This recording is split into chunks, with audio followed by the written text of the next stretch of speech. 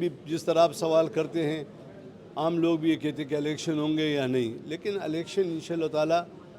होने जा रहे हैं और इलेक्शन मुनक्कद करना या मुलतवी करना ये किसी इदारे की नहीं, इलेक्शन कमीशन की रिस्पॉन्सिबिलिटी है और इलेक्शन कमीशन बार बार वजाहत कर चुके हैं। हाँ, अलबत्ता चूँकि हमारे सूबे के जो मौरूज़ी हालात है उसको मद्देनज़र रख कर सूबाई हुकूमतें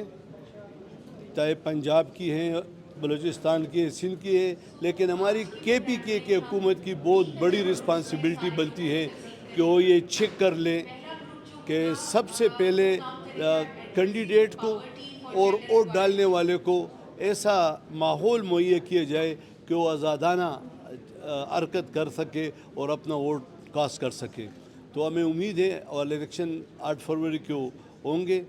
तमाम आवाम से भी मेरी ये अपील है कि एक अच्छे माहौल में, भाईचारे के माहौल में, प्यार और मोहब्बत के माहौल में अपना इलेक्शन कैंपेन भी चलाएं और इलेक्शन के दिन में भी इस तरह